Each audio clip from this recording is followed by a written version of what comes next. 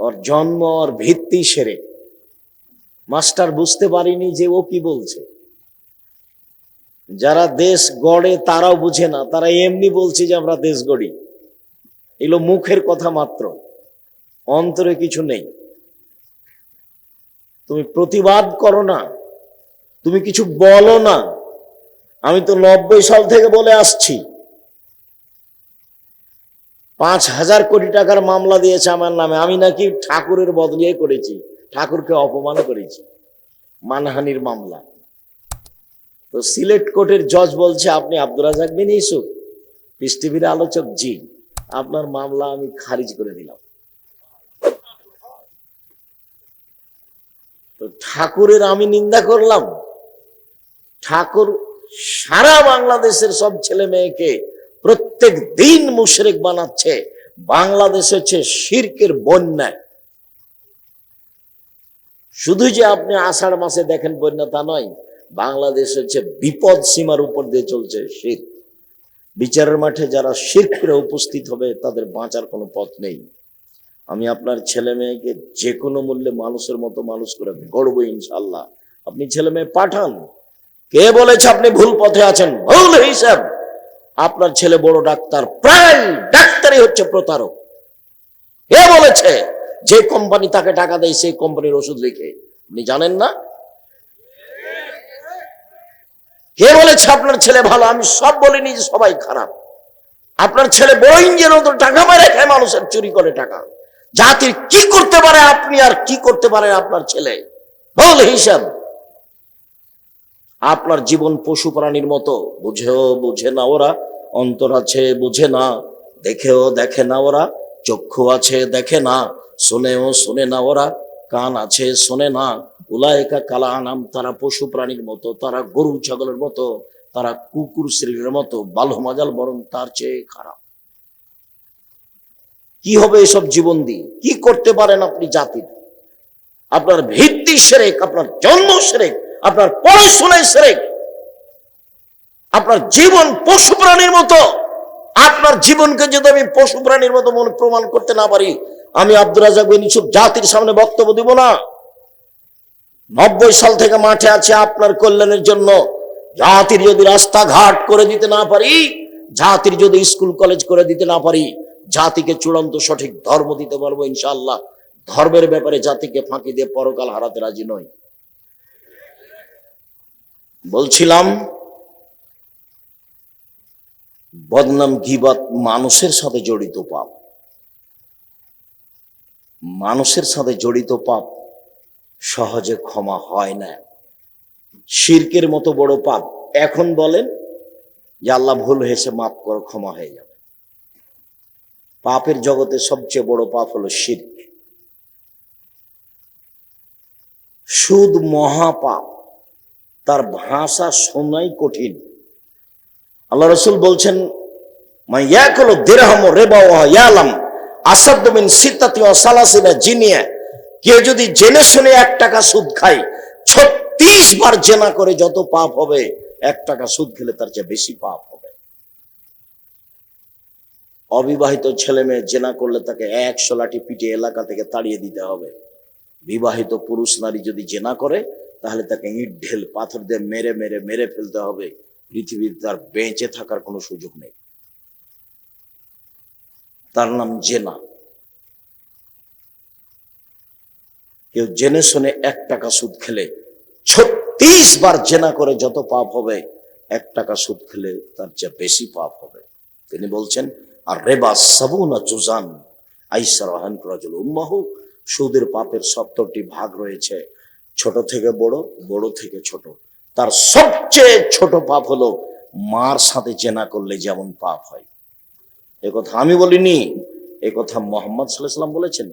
হাদিস 1450 বছর থেকে হাদিস গ্রন্থে আছে। দেখেন, উপদেশ বইয়ে দেখেন, সুদ ঘুষ লেখা আছে।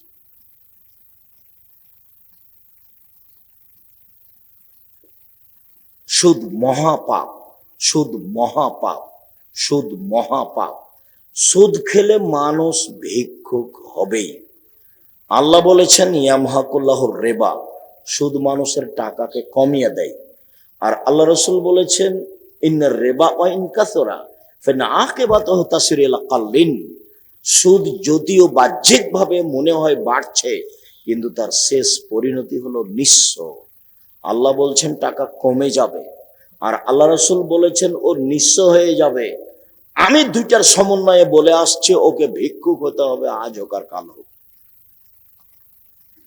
তার টাকা পয়সা থাকবে না, টাকা পয়সা তার ধ্বংস হবেই। আল্লাহ বলেছেন হবে, অতএব হতেই হবে, হবেই হবে। আর সেদিন বলছিলাম, আব্দুল্লাহর বক্তব্যতে আমি সেদিন স্পষ্ট হয়েছিলাম, সেদিন থেকে আপনাদের সামনে বলি যে সুদ খেলে টাকা কমে কেন? এই জন্য যে টাকার উপরে জুলুম করা হয়। প্রত্যেকটা জিনিস যাকে যে জন্য তৈরি করা হয়েছে তাকে সেভাবে ব্যবহার না করলে তার নাম জুলুম। টেবিলটা বই রাখার জন্য, এখন আমি টেবিলের উপরে উঠে বসে আছি, তাহলে এটা হলো জুলুম। তো টাকার মুদ্রার জন্ম হয়েছে বিনিময় ব্যবহারের জন্য। 1 কেজি বেগুন নিলাম, বিনিময়ে টাকা দিলাম। 10 কেজি চাউল নিলাম, বিনিময়ে ডলার দিলাম। একটা স্বর্ণ নিলাম, বিনিময়ে রিয়াল দিলাম। তো তাহলে টাকা কিসের জন্য জন্ম হয়েছে? বিনিময়ে ব্যবহার হওয়ার জন্য। তো এখন মানুষ টাকা দিয়ে যদি টাকা নেয়, তাহলে কি বিনিময় হলো?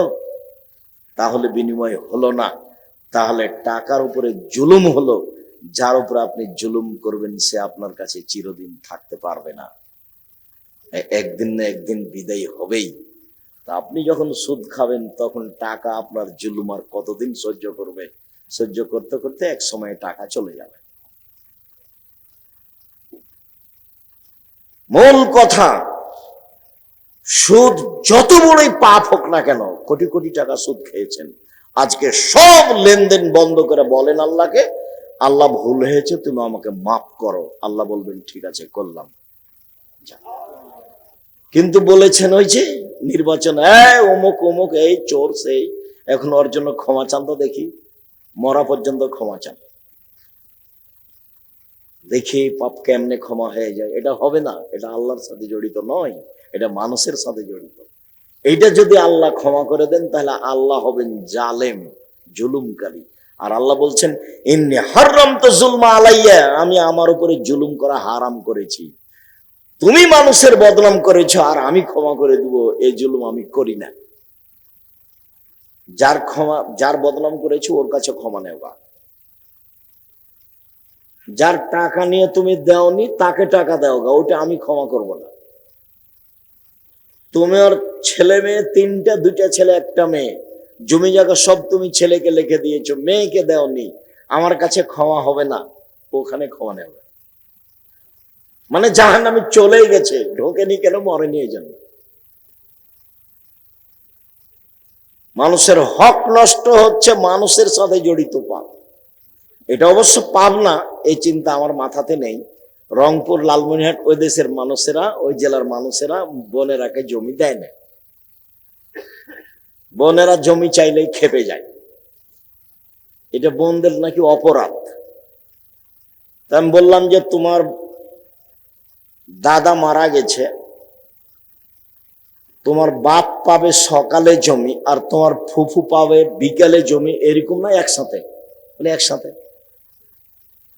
একসাথে যদি পাই তাহলে এটার ফলাফল বলো। সম্মানিত দিনী ভাই বোন, বলছিলাম সুদ মহাপাপ। এরপরেও মানুষ যদি আল্লাহর কাছে ক্ষমা চাই, ক্ষমা হয়ে যাবে। জেনা মহাপাপ, এরপরেও যদি মানুষ আল্লাহর কাছে ক্ষমা চাই, ক্ষমা হয়ে যাবে। সালাত ত্যাগ করা, নামাজ না পড়া মহাপাপ।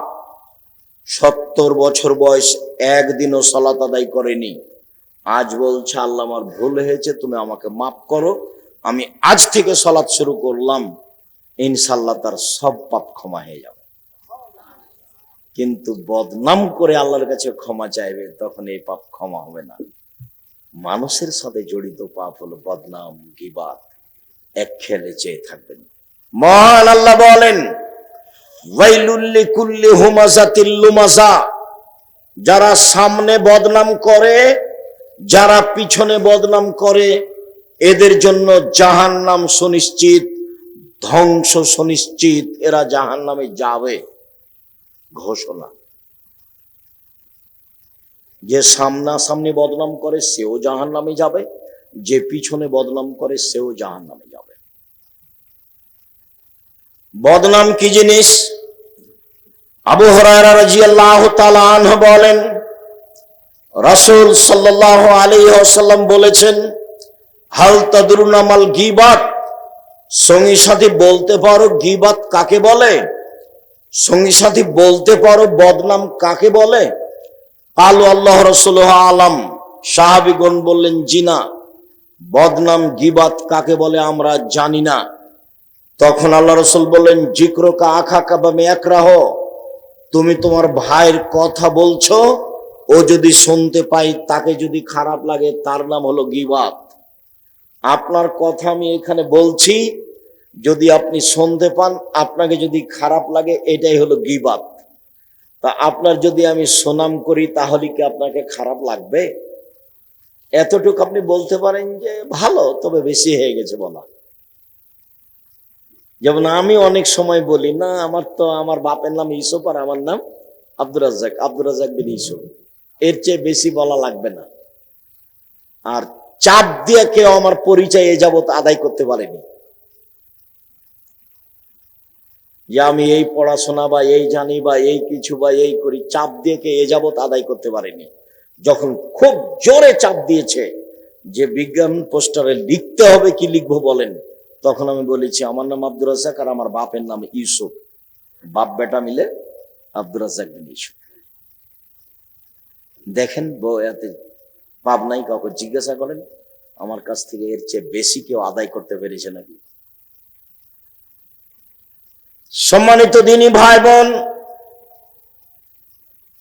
তুমি কারো কথা বললে ও যদি শুনতে পাই তাকে যদি খারাপ লাগে, এটা হলো গীবাত। এ পর্যন্ত আল্লাহ রাসূল বললেন। সাহাবী বলেন, আরায়তা ইন কানা ফিহি মাকুল, আল্লাহ রাসূল আপনি তাহলে কি বলতে চান?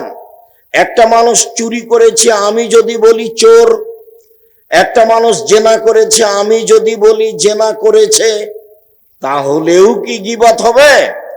আল্লাহ রাসূল বললেন, শোনো, ইন কানা ফিহি মাতাকুল ফাকাদিকতাবতাহু, ও যদি চুরি করে থাকে তুমি বলো তাহলে গীবাত, ও যদি জেনা করে থাকে তুমি বলো তাহলে গীবাত, আর ও যদি চুরি না করে থাকে তুমি বলো ফাকাত বাহাত্তাহু, তুমি তার উপরে অপবাদ লাগালে। কোনোটাই কম নয়। বদনাম করেছেন, ক্ষমা নিতে হবে তার কাছে, নইলে ক্ষমা হবে না। অপবাদ লাগিয়েছেন, আপনাকে 40 লাঠি মারতে হবে, 40 লাঠি, 80 লাঠি পিটাতে হবে। অপবাদ 80 লাঠি পিটাতে হবে। নবীর ওপরে যারা মিথ্যা কাহিনী বলছে, হুজুরকে 80 160 লাঠি পিটাতে হবে। হুজুর নির্দ্বিধায় মিথ্যা তাফসীর করছে। আমাদের গ্রামের এক চাচাতো ভাই, আমার মানে গ্রাম্য চাচাতো ভাই, ও বলছে যে আজকে যে তাফসীর করলো না, এমন তাফসীর জীবনে কোনোদিন শুনিনি। আমি বললাম, ভাইজান কি তাফসীর করলো? আরে তোরা ওইসব তাফসীর জানিস না। আচ্ছা ঠিক আছে, জানি না তো একটু বলবেন তো কি তাফসীর করলো, বলেন। তোরা জানিসই না তো কি করবো, বলেন না কি করলো। তো এখনো বলছে যে আদম আলাইহিস সালাম ঘুম থেকে উঠে দেখলেন খুব সুন্দরী নারী পাশে, তিনি হাত বাড়ালেন, তখন ফেরেশতা বলছেন থামেন। তো আদম আলাইহিস সালাম বলছেন কেন? তো ফেরেশতা বলছেন মোহর দিতে হবে, মোহর। তখন আদম আলাইহিস সালাম বলছেন মোহর আবার কি? তাহলে মুহাম্মদ সাল্লাল্লাহু আলাইহি সাল্লামের উপরে 1000 বার দুরূদ পড়ে দিতে হবে, এটা হলো মোহর। এখন আল্লাহ বলছেন যে আমি আদমকে সবকিছু শিখিয়ে দিয়েছি। তাতে যদি কেউ তরজমা করে পৃথিবীর শুরু থেকে নিয়ে কিয়ামত পর্যন্ত যা কিছু ঘটেছে, যা কিছু ঘটবে, যা কিছু আছে সব আদম আলাইহিস সালাম জানতেন, সেটাও ঠিক। পৃথিবীতে আদমের চেয়ে বড় শিক্ষিত মানুষ কেউ আসেনি, আসবেও না। কেন? অলৌকিক ভাবে আল্লাহ তাকে সব শিখিয়ে দিয়েছেন, একথা আল্লাহ বলছে। তো যাকে আল্লাহ সবকিছু শিখিয়ে দিলেন, তিনি তার বউটাকে কিভাবে হালাল করবেন সেটাই জানলেন না। এ আবার মুফাসসির। তখন আমি বললাম, আপনার মুফাসসিরকে 80 160 লাঠি পিটাতে হবে। বলে দিন আপনার মুফাসসিরকে, আব্দুর রাজ্জাক বিন ইউসুফ বলেছেন আপনাকে নাকি 160 লাঠি পিটাতে হবে। কেন? যে তাফসির করেছেন এই তাফসির মিথ্যা।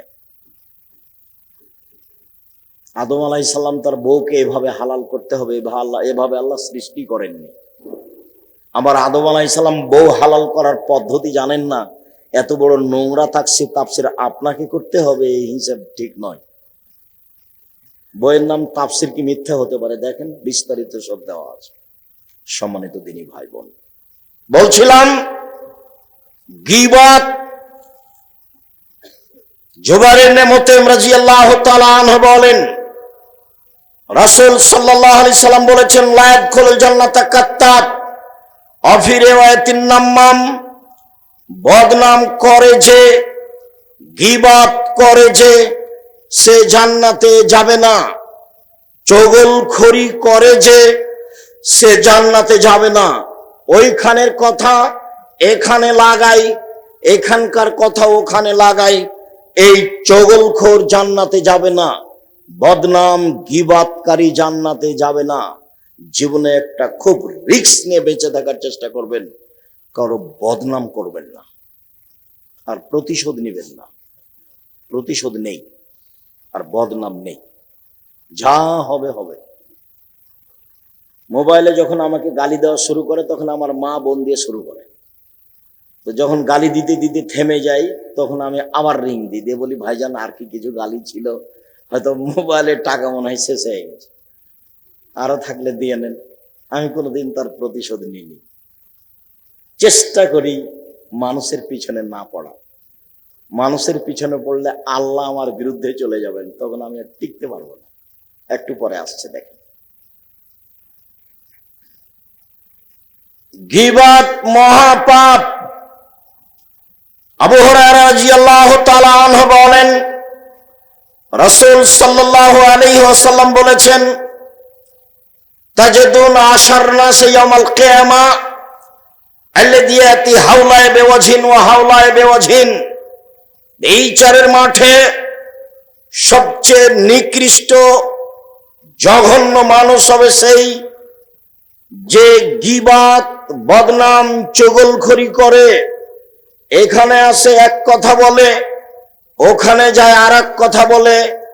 এ হলো মানুষের মধ্যে সবচেয়ে নিকৃষ্ট খারাপ মানুষ, এ জান্নাতে যাবে না। আনাস রাদিয়াল্লাহু তাআলা আনহু বলেন, রাসূল সাল্লাল্লাহু আলাইহি ওয়াসাল্লাম বলেছেন, মান কানা লাহু জাওয়াজান কানা লাহু ইয়াউমাল কিয়ামা লিসানান।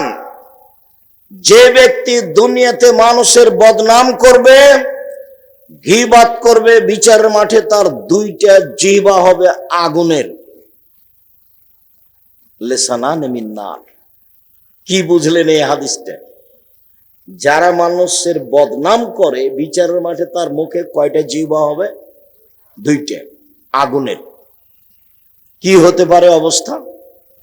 এই ছেলে, দেখো তো ওখানে ভিতরে দু একটা মানুষ আসছে যাচ্ছে, কেন? ওটা বন্ধ করতে হবে। দয়া করে আপনি আমার প্রয়োজন, আমি আপনার প্রয়োজন দেখতে চাচ্ছি না, আপনাকে আমি সম্মান করতে চাচ্ছি। আপনাকে আমি মানুষ মনে করছি, পশু প্রাণী মনে করি না।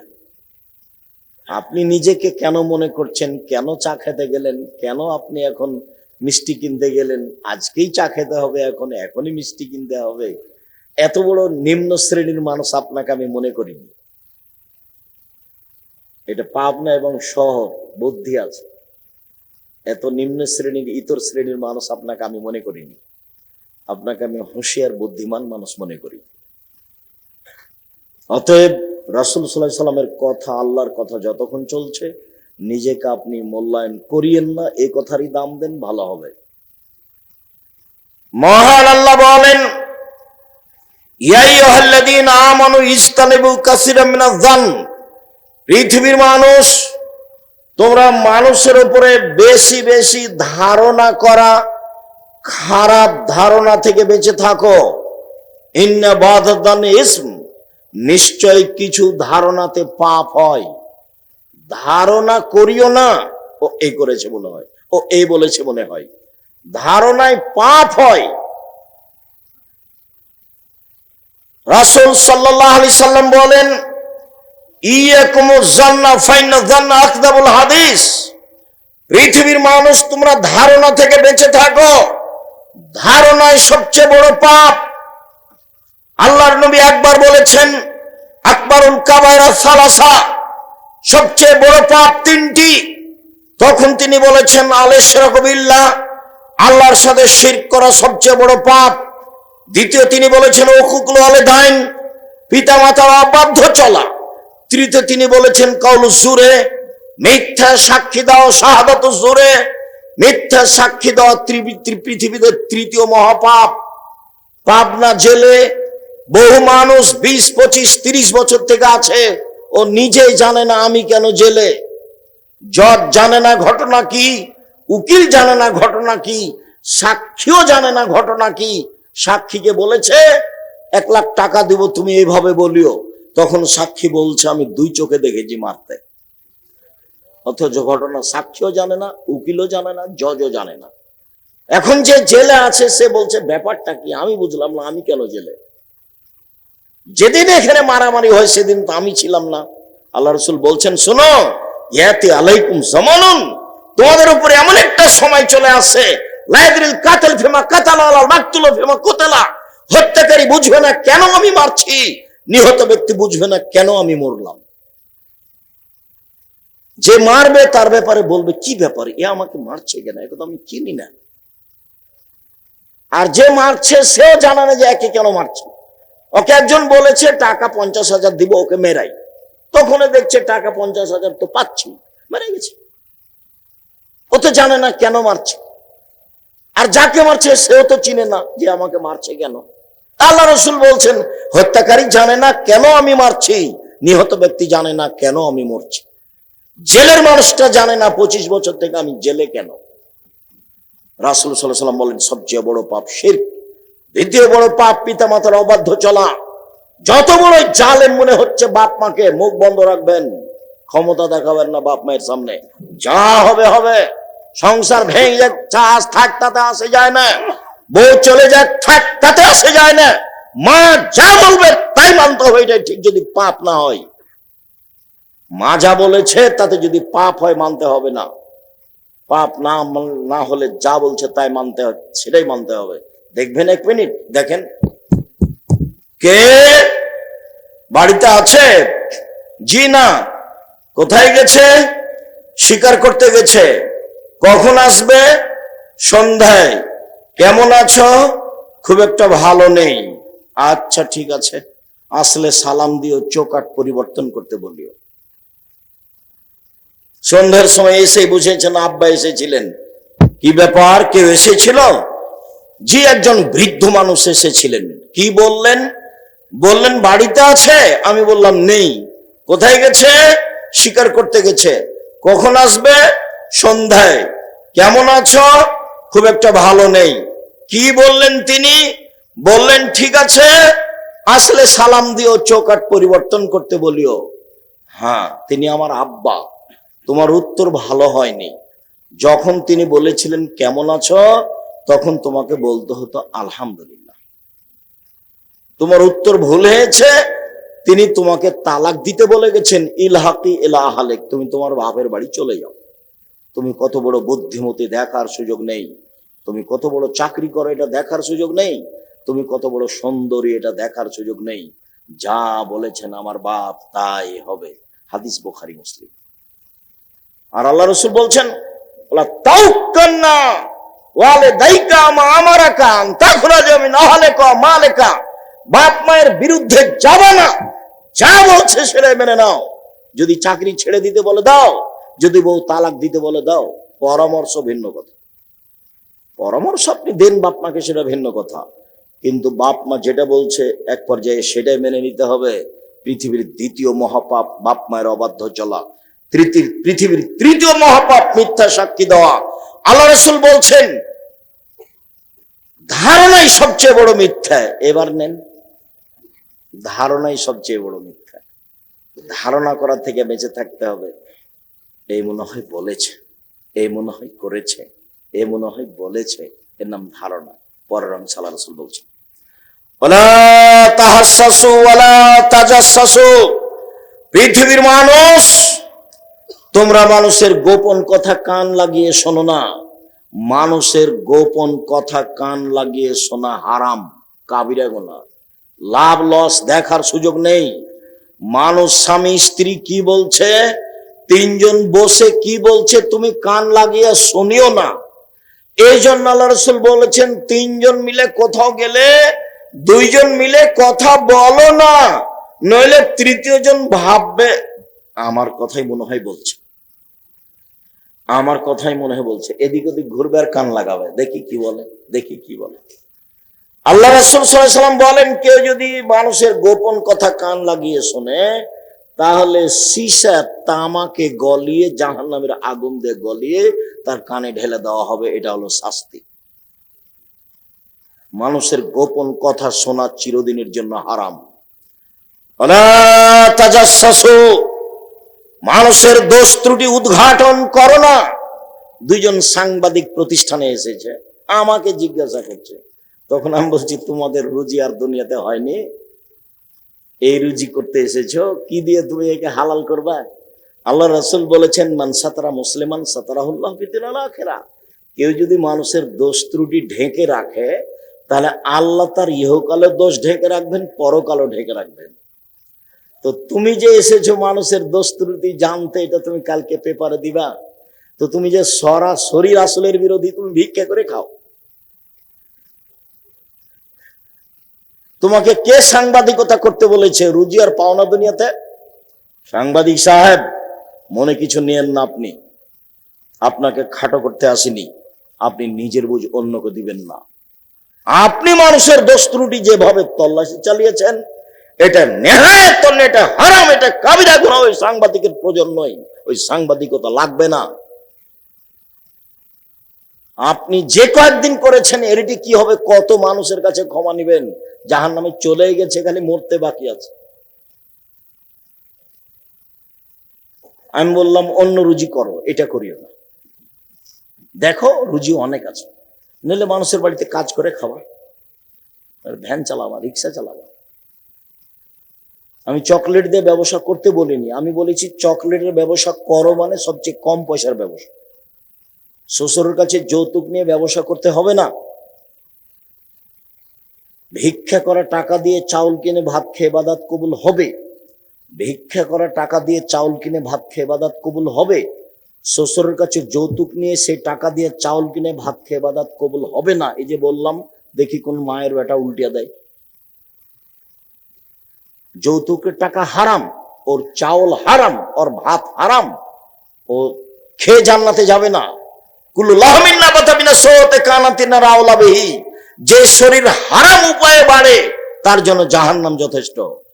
ব্যাংকের টাকা উঠে আপনাকে ব্যবসা করতে হবে, কে বলেছে? ব্যবসার পথ তিনটা। এক, দিন মজুরি, সন্ধ্যায় টাকা শেষ, ঘুম যাবেন, মরে যাবেন, দুনিয়া শেষ। দুই, চাকরি, 25 দিনে টাকা শেষ হবে, সাধারণত 5 দিন ধার কর্য করে চলবে, এভাবে জীবন পার। তিন, জমি চাষ, সমান সমান, না হলে লস। চার, ব্যবসা। তখন আল্লাহ রাসূল বললেন, পার্টনারে যদি ব্যবসা করে, সবাই যদি সৎ হয়, তো 10 জন মিলে যদি ব্যবসা করে, তাহলে 11তম আল্লাহ। যদি 3 জনে ব্যবসা করে, 4র্থ জন আল্লাহ। একজন যদি ফাঁকি দিয়ে আরেকজনের কাছ থেকে টাকা না নেয়, নিয়ে নেয় না বলে, তাহলে আল্লাহ বলবেন যে তোমরা থাকো, আমি গেলাম।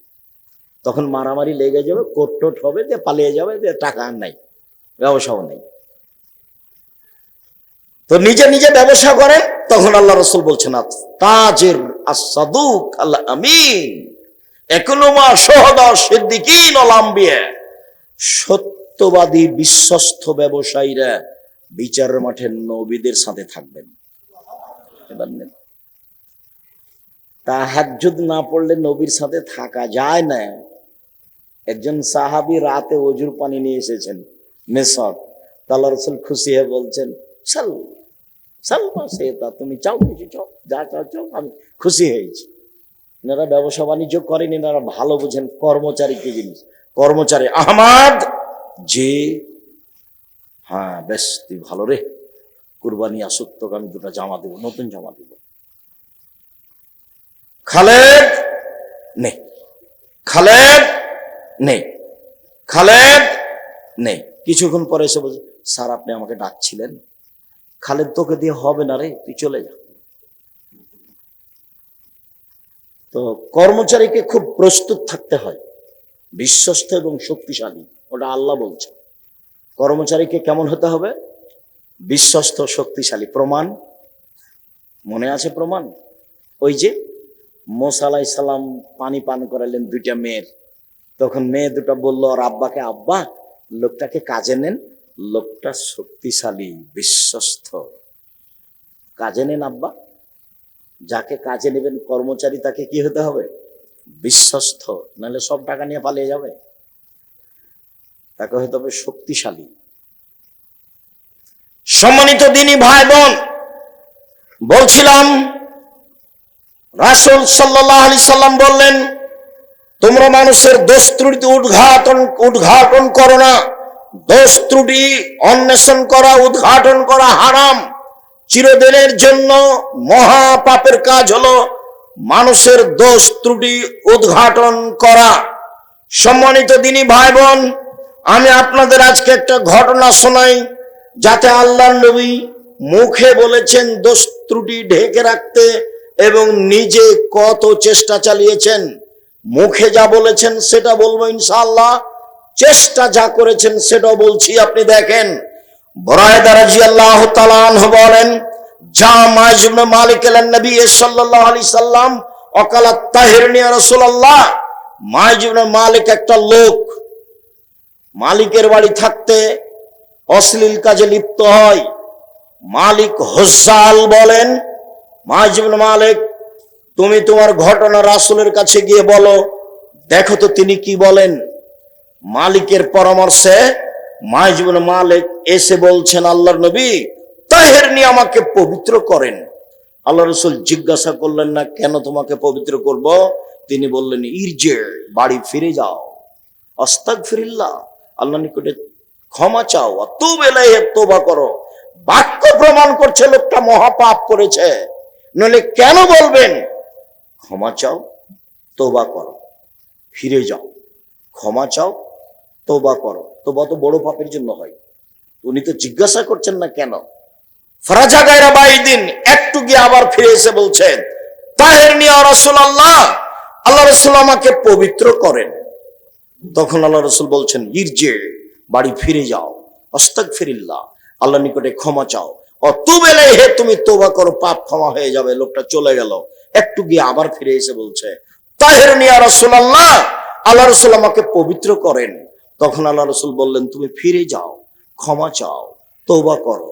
লোকটা চলে গেল, আবার ফিরে এসেছে, চতুর্থবার এবার হচ্ছে।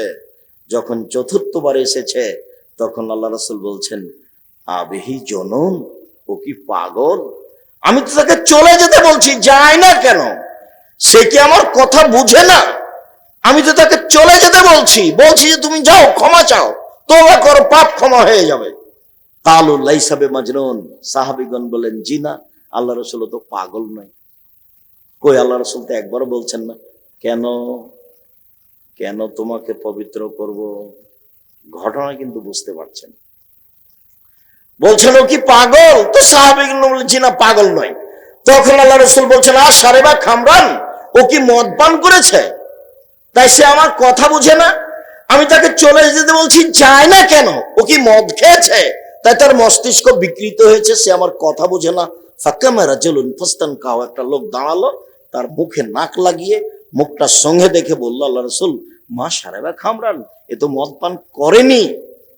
তাহলে এ পাগল নয়, এ মদ পান করেনি, এ ভালো। এখন আল্লাহ রাসূল বলছেন, আজানাইতা, তুমি জেনা করেছ? তখন তিনি যা বলার বললেন, মানে হ্যাঁ। তখন আল্লাহ রাসূল বল, ঠিক আছে, একে নিয়ে যাও, মাঠে নিয়ে গিয়ে ইট ঢেল পাথর দিয়ে মেরে ফেলো। যেটা শাস্তি সেটা তিনি করতে বললেন, ঘটনা শেষ। এখানে কথা আর একটু আছে। এই ছেলে, কোনো কাজে ব্যস্ত থাকো না, এক খেলে চেয়ে থাকবা। সম্মানিত দিনী ভাই বোন যারা আছেন, দয়া করে কোনো কাজে ব্যস্ত থাকবেন না।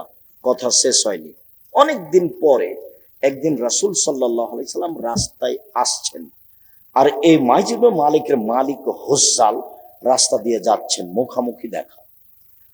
কথা বুঝতে না পারলে আবার বলি, যাকে ইট ঢেল পাথর দিয়ে মেরে ফেলা হলো ইনি সাহাবী, এনার নাম হচ্ছে মাইজ ইবনে মালিক। ইনি একটা বাড়িতে কাজ করতেন, মালিকের নাম হুজ্জাল বা হাজ্জাল। তো এই হুজ্জাল ঘটনাটা জেনে নেয়, তার স্ত্রীর সাথে অথবা তার কাজের মেয়ের সাথে ঘটনাটা ঘটে। তো হুজ্জাল জেনে নিয়ে বলেন যে ইনি খুব ভদ্র মানুষ, মাইজ ইবনে মালিক। তো উনি মালিকও খুব দুর্বল তার উপরে। তখন উনি বললেন, দেখো মাইজ ইবনে মালিক, ঘটনা যখন ঘটেই গেছে তো তুমি একটু রাসূলের কাছে যাও, একটু পরামর্শ নেও। তো এখন রাসূলের কাছে গিয়ে সরাসরি বলছেন আমাকে পবিত্র করেন। তো আল্লাহ রাসূল তো ঘুরালেন, একবার ঘুরালেন, দুইবার ঘুরালেন, তিনবার ঘুরালেন, চারবার ঘুরালেন। পঞ্চমবারে বললেন যে ও কি পাগল? না। ষষ্ঠবারে বললেন ও কি মদ খেয়েছে? না। তখন আল্লাহ রাসূল বললেন, তুমি অশ্লীল কাজ করেছো? জি। তখন আল্লাহ রাসূল বললেন, ঠিক আছে, তোমরা একে ইট পাথর দিয়ে মেরে ফেলে দাও। তো ইট পাথর দিয়ে মেরে ফেলা হলো, ঘটনা শেষ। অনেকদিন পরে তার মালিক আর রাসূলের মুখামুখি দেখা। তখন আল্লাহ রাসূল বলছেন, ও হুজ্জাল, লাউ সাতারতা খাবারা মাইজ ইবনে মালিক লাকুনতা খায়রান কাসীর। তুমি যদি মাইজ ইবনে মালিকের ঘটনাটা লুকিয়ে রাখতে তাহলে যে কত ভালো হতো, বেহিসাব ভালো হতো। একটা ইসিম তাবজিল শব্দ ব্যবহার করা হয়েছে, ওটাকে আপনি বুঝাতে পারিনি আমি আপনাকে। হুজ্জাল, তুমি যদি তার ঘটনাটা লুকিয়ে রাখতে তাহলে যে কত ভালো হতো। তুমি আমার কাছে কেন পাঠালে? আমি চেষ্টা করেছিলাম তার ঘটনা লুকিয়ে রাখতে, কিন্তু শেষ পর্যন্ত পারিনি। শেষ পর্যন্ত বিচার হয়েই গেছে। তুমি যদি লুকিয়ে রাখতে তাহলে কত ভালো হতো। আপনাকে এই বুখারী মুসলিমের হাদিস পেশ করে দেখালাম যে আল্লাহর নবী মানুষের দোষ ত্রুটি ঢেকে রাখতে কত চেষ্টা করেছে। আমি যদি বোঝাতে না পারি তাহলে এটা আমার ব্যর্থতা। তাহলে আপনি দল সংগঠন করে কি করবেন? মানুষের বদনাম করে, নির্বাচন করে কি করতে চাচ্ছেন আপনি? ভিক্ষা করে খান। ভিক্ষা করে খাবো কেন আব্দুল রাজ্জাক সাহেব? ভিক্ষা করবো কেন? মানুষের বাড়িতে কাজ করে খাবো। আমিও তোমাকে পুরুষ হতে বলছি, ভিক্ষা করে খাবো কেন? মানুষের বাড়িতে কাজ করে খাবো। আরে কাজ করে খাবো কেন? চকলেটের ব্যবসা করব, সবচেয়ে কম টাকার ব্যবসা। 5 বছর চকলেটের ব্যবসা করব, তারপর কলার করব, তারপর কাপড়ের করব, তারপর বিদেশ থেকে জিনিস নিয়ে আসবো, কোটি কোটি টাকার মালিক হব 30 বছর পরে। এটা পথ। ব্যবসা দিয়েই সহজ সম্ভব। ব্যবসা দিয়েই অসহায় মানুষের পাশে দাঁড়ানো যায়।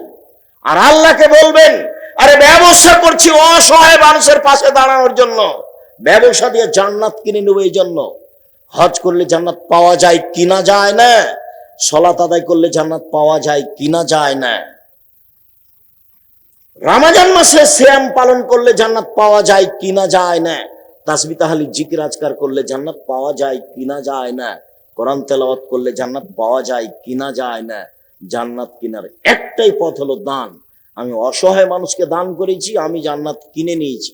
আল্লাহ বলছেন, পৃথিবীর মানুষ, আমি তোমার জান এবং মালের বিনিময়ে জান্নাত বিক্রি করে দিলাম, যাও। তা বলেন আল্লাহ, তাই বলেন নবী। আমি এই জন্য ব্যবসা করি, আমি কোটি টাকার মালিক হয়ে সরকারকে উঠাবো বসাবো এই জন্য আমি টাকা ইনকাম করিনি। আমার টাকা ব্যবহার হবে অসহায় মানুষের জন্য, এই জন্য ব্যবসা করি। মেয়েকে 350 550 টাকা দিয়ে চকলেট খাওয়াবো, আইসক্রিম খাওয়াবো এই জন্য নয়। জীবিকা নির্বাহ করব মধ্যম পন্থায়। যেদিন সামান্য টাকার মালিক ছিলাম সেই দিনও খরচ হবে মধ্যম পন্থায়। আজকে বিত্তশালী হয়েছে, আজকেও খরচ হবে মধ্যম পন্থায়। তবে ওই ব্যাখ্যাই ঠিক, হুজুর যে কথাই বলুন। কোন ব্যাখ্যা? আপনি পাবনা শহরে সবচেয়ে বেশি টাকা পয়সাওয়ালা মানুষ, ধনী মানুষ। পাবনা শহরে একটা নদীর মাছ এসেছে যেটা 1500 টাকা কেজি, 20 কেজি ওজনের মাছ। এটা তো কেউ কিনবে না যদি আপনি না কিনেন। তাহলে সন্ধ্যার সময় লোকটার মাছটা নষ্ট হবে। এখন আপনি যদি না কিনেন তাহলে আপনি কৃপণ, এই কথাই ঠিক। বোঝা গেল না? কথার কি অস্পষ্টতা আসছে? এখন এই মাছটা কে কিনবে? আপনাকে কিনতে হবে। আপনি পুঁটির মাছ কিনবেন কেন? কিনেন, তবে এই অবস্থাতে আপনাকে এটা কিনতে হবে, নইলে বাজার অকেজ হবে। সম্মানিত দ্বীনি ভাই বোন, বলছিলাম রাসূল সাল্লাল্লাহু আলাইহি সাল্লাম মানুষের দোষ ত্রুটি ঢেকে রাখার কেমন চেষ্টা করেছে, বিষয়টি আপনার কাছে স্পষ্ট হয়েছে বলে আমি অনুমান করছি। এবার রাসূল সাল্লাল্লাহু আলাইহি সাল্লাম মানুষের দোষ ত্রুটি ঢেকে রাখার জন্য বলছেন। তিনি বলেন, মান সাতারা মুসলিমান সাতারাহুল্লাহু ফিদ দুনিয়া ওয়াল আখিরা। কেউ যদি মানুষের দোষ দুনিয়াতে ঢেকে রাখে, আল্লাহ দুনিয়াতে এবং বিচারের মাঠে তার দোষ ত্রুটির কথা ঢেকে রাখবেন।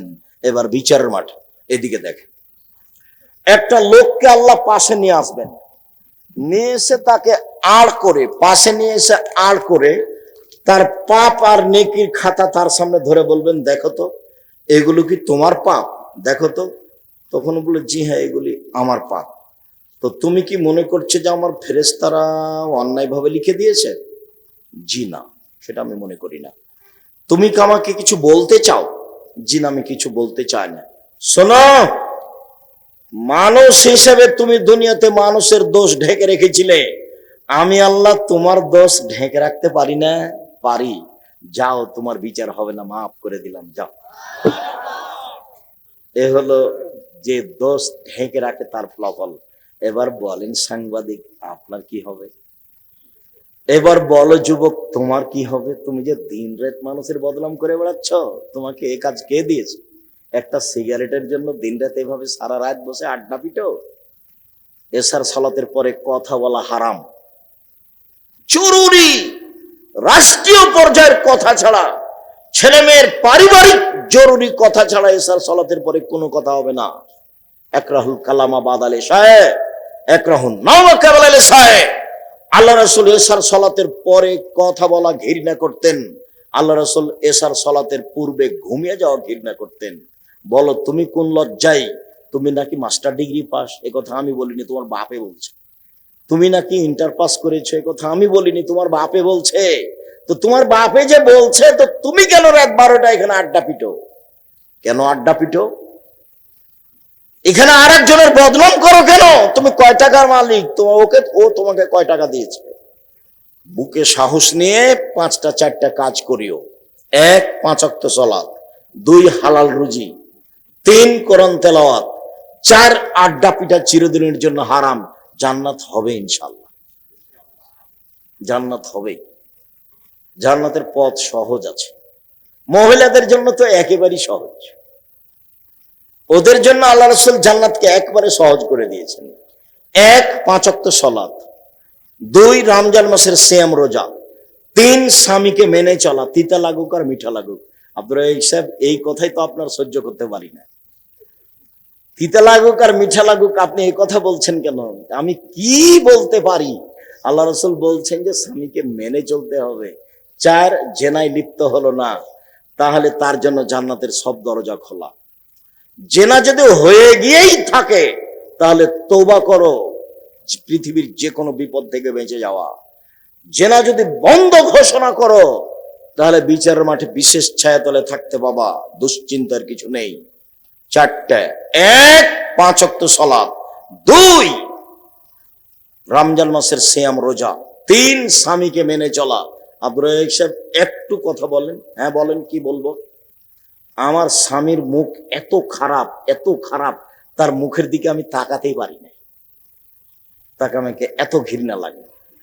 তো আমি পানি চাই যখন, তখন আমি মেয়েকে বলি যে তোর আব্বাকে পানি দিয়ে, বৌমাকে বলি যে তোমার শ্বশুরকে পানি দিয়ে আসো। কেউ যদি না থাকে আমার কাছে, যদি পানির কথা বলে, তাহলে 1 গ্লাস পানি নিয়ে সামনে এভাবে ঠ্যাকস করে রেখে আমি চলে যাই। আমি সহ্য করতে পারি না। সহজ পথ, আমার পরামর্শই সুন্দর। যতই তিতা লাগুক আপনি মেনে চলেন, ভালো হবে। ছেলে মেয়ে হয়েছে, সংসার এভাবেই করেন। 2টা কাজ করিয়েন না, প্রতিবাদ করবেন না জীবনে স্বামীর সামনে। হ্যাঁ, তুমি এটা বললে কেন? তোমার বোন এটা বললো কেন? তোমার ভাই এটা বললো কেন? বাস, প্রতিবাদ বন্ধ। আর অভিমান করবেন না। অভিমান, এই মেয়ে কথা বলছো কেন? অভিমান করবেন না। আপনি মহিলা মানুষ, অভিমান নেই। অভিমান কি? দিনাজপুরে স্বপ্নপুরীতে কত গেল পাবনার লোকেরা, এখনো তো তুই আমাকে নিয়ে গেলে না। আর আমরা শহরে বসবাস করি, কি যে তুমি আব্দুল রাজাক সাহেবের বক্তব্য শুনলে, একদিন ঈদ বকরাদের নতুন কাপড় কিনলে না, এটা হলো অভিমান। একবার যদি অভিমান করেন, দুইবার যদি অভিমান করেন, সারা রাত খালি শয়তান ঠেলে নিয়ে বেড়াবে। এই অভিমান মানেনি, ওই অভিমান শোনেনি, ওই অভিমান শোনেনি। তোর স্বামী কিছুই শোনে না, তুই তালাক করিস না, সংসার করিস না, সংসার করতে হবে না। এগুলো কে বলে বলেন তো দেখি? শয়তান বলে। সকালবেলাতে তখন এ বলে মহিলা তোমার সংসার করবো না, তুমি তালাক দিয়ে দাও। তোকে তালাক দিয়ে দেবো, এক্ষুনি তালাক দিয়ে দে, আল্লাহ দিব, এক্ষুনি তালাক দে, এক্ষুনি। তোর চাপে বলেছে 1 তালাক 2 তালাক 1000 তালাক। তারপর যে তালাক যখন বলা হয়ে গেছে তখন শয়তান চলে গেছে। ইন্না লিল্লাহি ওয়া ইন্না ইলাইহি রাজিউন। ছেলে মেয়ে যে 3টে, এর নাম শয়তান, এর নাম শয়তান। অভিমান করবেন না। স্বামীকে বলবেন যা আপনার ভালো লাগে তা আমার ভালো। মোটা কাপড়ে আপনি খুশি তো আমি খুশি, চিকন কাপড়ে আপনি খুশি তো আমি খুশি। আরে আমি তো গ্রামের মেয়ে, পাবনা শহরে এসেছি, লবণ ভাতেই খুশি। আমার জীবন আপনার পায়ের নিচে রেখে জান্নাত কিনতে চাই, আমি অন্য কোনো অভিমান নিয়ে এখানে আসিনি। এই কথা বলেন, একবার শয়তান চুপটি লেগে চলে যাবে, শয়তানের কিছু বলার থাকবে না। অভিমান করবেন না আর প্রতিবাদ করবেন না, তাহলে পথ সহজ। 4টা কাজ করবেন, জান্নাত পেয়ে যাবেন। 5 ওয়াক্ত সালাত, হালাল 5 ওয়াক্ত সালাত, রমজান মাসের সিয়াম রোজা, আর স্বামীকে মেনে চলা, আর জেনায় লিপ্ত না হওয়া। জান্নাতের সব দরজা খোলা। সম্মানিত দিনী ভাই বোন, মহান আল্লাহ বলেন অলা ইয়াগতাব বাযুকুম বাযা, অবশ্যই তোমাদের কেউ কাউর বদনাম করবে না। আবু হুরায়রা রাদিয়াল্লাহু তাআলা আনহু বলেন রাসূল সাল্লাল্লাহু আলাইহি সাল্লাম বলেছেন লা তুজুল মুসলিমিনা, পৃথিবীর মানুষ তোমরা মুসলমানকে কষ্ট দিও না। ওয়ালা তুয়াইরহুম, তোমরা মানুষের বদনাম করো না। ওয়ালা তাত্তাবিউ আওরাতাহুম আওরাতিহিম, তোমরা তাদের কারো পিছনে পড়িও না, বদনাম করো না। মাইয়াত্তাবে আওরাতা আখিহাল মুসলিম, কেউ যদি তার কোন মুসলমান ভাইয়ের বদনাম করে, ইয়াত্তাবিউল্লাহু তাআলা আওরাতাহু, তাহলে আল্লাহ তার বদনামে নেমে যাবেন। ওমাই ইয়াত্তাবিউল্লাহু তাআলা আওরাতাহু ইয়াফজাহু ওয়ালাউ কানা ফি জাওফির আলিন, আল্লাহ যার পিছনে লেগেছে তাকে আল্লাহ অপমান করেই ছাড়বেন, ও যদি তার বাহনের পেটের মধ্যে ঢুকে যায়। মানে মানুষের বদনাম করার পরে যদি পৃথিবীর যে কোনো জায়গাতে যান না কেন, আপনাকে আল্লাহ অপমান করেই ছাড়বেন।